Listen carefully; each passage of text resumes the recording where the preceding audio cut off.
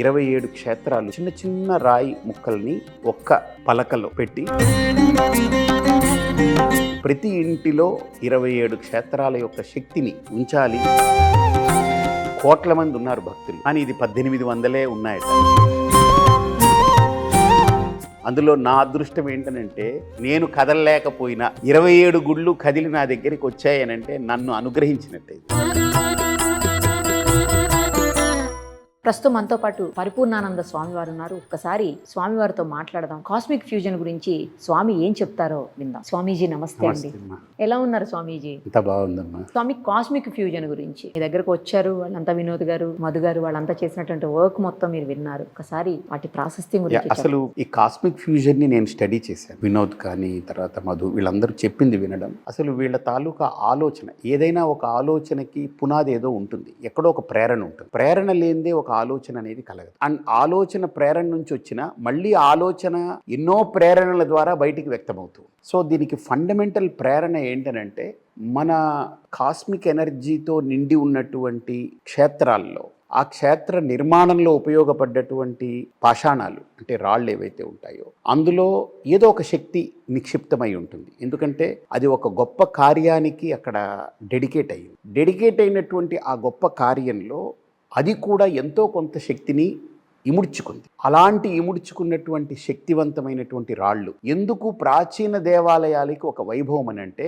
కొన్ని వేల సంవత్సరాలు ఒక దేవాలయం ఉంది అంటే ఎన్ని కోటాను కోట్ల జపం అక్కడ జరిగిపోయి ఉంటుంది. మంత్రంతో, జపంతో, లేకపోతే పారాయణతోటి, అర్చనతోటి, కైంకర్యాలతోటి, అక్కడ జరిగే ఉత్సవాలతోటి, కార్యక్రమాలతోటి, సేవలతోటి అది మంత్రమయంగా మారుతుంది. అయితే ఇప్పుడు ఈ టీం ఏదైతే ఉందో, ఈ కాస్మిక్ ఫ్యూజన్ అనేటువంటిది, ఫ్యూజన్ అంటే కలయిక, అంటే అక్కడక్కడ ఉన్నటువంటి ఆ మహాశక్తి కేంద్రాల్లో వాటి అంశాలని తీసుకుని ఒక్క క్షేత్రంగా తయారు చేయడం.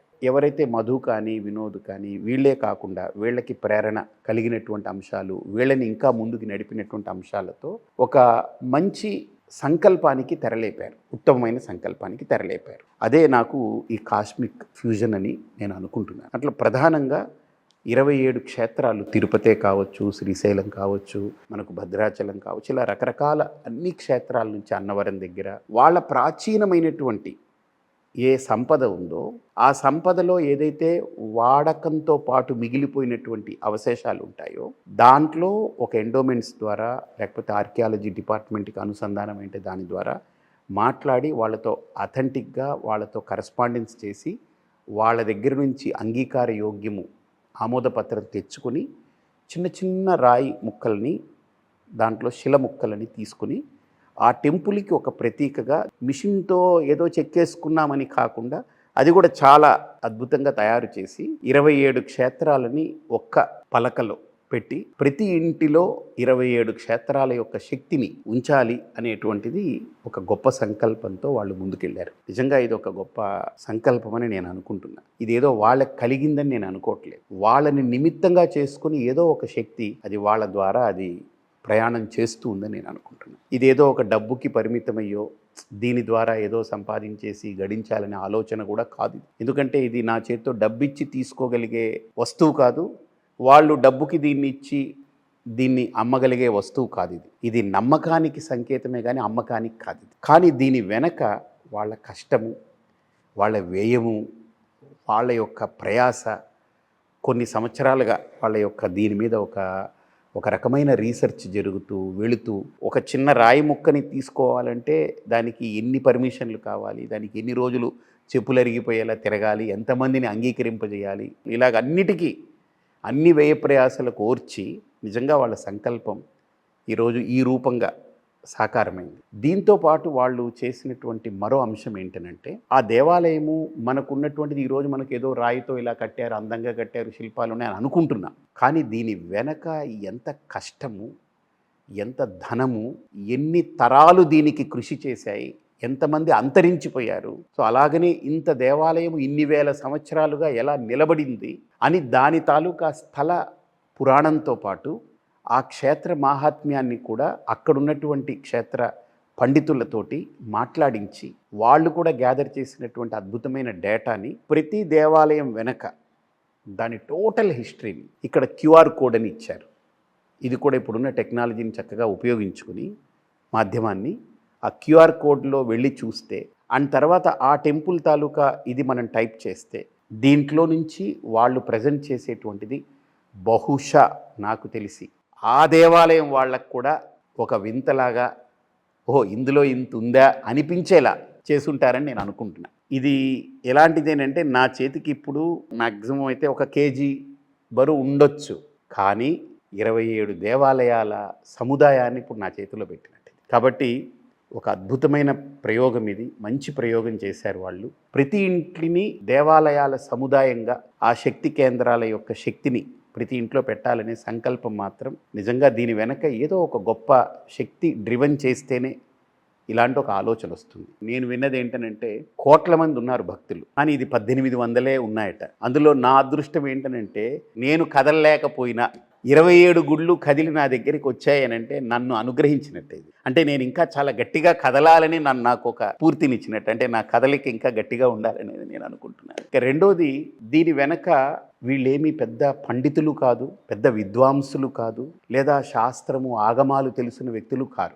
వీళ్ళని ఎంచుకుంది అది. ఎందుకంటే పండితుడు, విద్వాంసుడు, ఆగమం తెలిసిన వాళ్ళు అనుకోండి, ఇది చెయ్యొచ్చు ఇది చేయకూడదు అనే దాంట్లోనే సంవత్సరాలు వెళ్ళిపోతాయి. వీళ్ళని ఎంచుకున్న దానికి కారణం కూడా అది, ఇది పని అయిపోవాలంతే, దానికి తర్జన భర్జనలతో పని లేదు. కాబట్టి చాలా మంచి కార్యాన్ని, పవిత్రమైనటువంటి ఈ శ్రావణ మాసం చాలా సుదినం. దీన్ని ఆవిష్కరించడం అనే కంటే దీన్ని సమాజానికి, హిందూ జాతికి అంకితం చేయడం అనేది నేను అనుకుంటున్నాను. అది గొప్పది అనుకున్నాను. అంటే మనం ఎవరినో ఆవిష్కరించడం, 27 గుళ్ళు, అది స్వయంభూ క్షేత్రాలు, దేవతలు ఉండేది. ఇది మనం ఆవిష్కరించే తాహత మనది కాదు, కానీ దీన్ని హిందూ జాతికి, సనాతన ధర్మానికి, అలాగనే ఎంతోమంది భక్తులకు అంకితం చేయగలిగేది. కానీ అంకితం అందరికీ చేయలేని పరిస్థితి. ఇప్పుడు 1800 మందికే ఇది చెయ్యాలని అనుకుంటున్నారు. వాళ్ళు చేసే ప్రయత్నానికి ఆ దేవతల యొక్క అనుగ్రహం నిండుగా ఉండాలని, పుష్కలంగా ఉండాలని, వాళ్ళ కార్యం పరిపూర్ణం కావాలని మనస్ఫూర్తిగా కోరుకుంటున్నాను. Thank you Swami, thank you so much.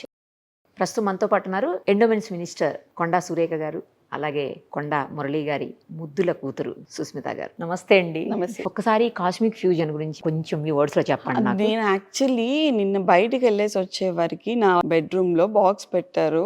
Box పెట్టినప్పుడు నేను ఓపెన్ చేసి చూసినప్పుడు నాకు స్టోన్స్ దాని కింద పేర్లు కనిపించాయి, సిద్ధి వినాయక, భద్రకాళి అమ్మవారు, టీటీడీ అని. ఇది చూసినప్పుడు నాకు ఈ బాక్స్ ఎవరు ఇచ్చారు అనేది నాకు ఎవరు అడిగితే చెప్పలేదు. ఫస్ట్ పన్నులు అన్నారు, తెలీదక్క కింద సుమంత్ అని మా ఓఎస్డి పంపించాడు, వాడు నా కజిన్ అవుతాడు, సో పంపించాడు అని చెప్పాడు. సో ఇది చూడంగానే అంత బ్యూటిఫుల్ గా ఒక్కొక్క దగ్గర నుంచి ఒక రాయిని తీసుకొని వాళ్ళు పెట్టటము, అది దేశం మొత్తంలో 1800 బాక్సెస్ ఉండటం, అసలు అంటే ఎంత దేవుడు కృపా కటాక్షాలు నా మీద ఉన్నాయా అని అనిపించింది. కొండా సురేఖకి ఇచ్చారుగా నేను గుంజేసుకున్నాను.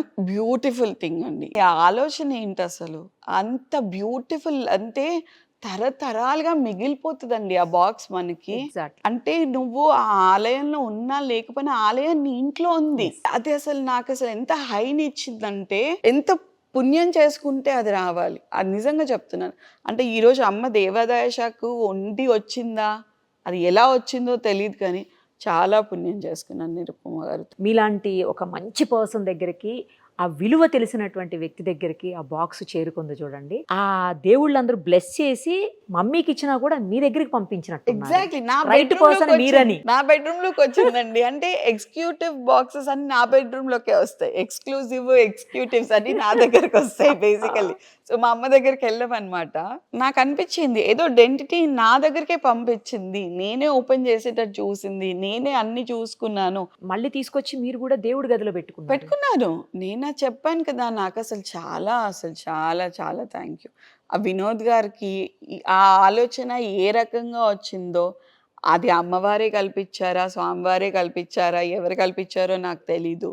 But God bless him and his family అండి. ఆయన చాలా సంతోషంగా ఉండాలి. He deserves a best and better life.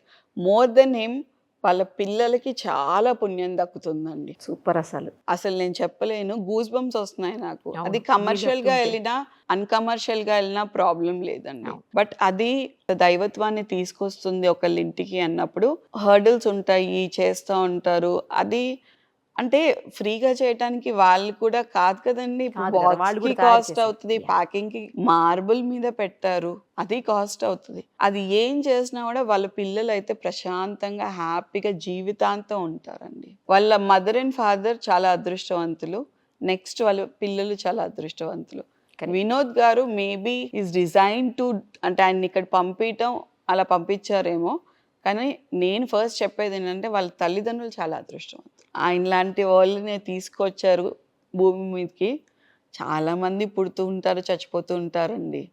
కొంతమందికే అర్థం ఉంటుంది లైఫ్కి. ఆ అర్థం తీసుకొచ్చిన ఆయనని తీసుకొచ్చారు చూడండి, ఆ తల్లిదండ్రులకు శతకోటి నమస్కారాలండి. థ్యాంక్ యూ అండి. Thank you so much. So much.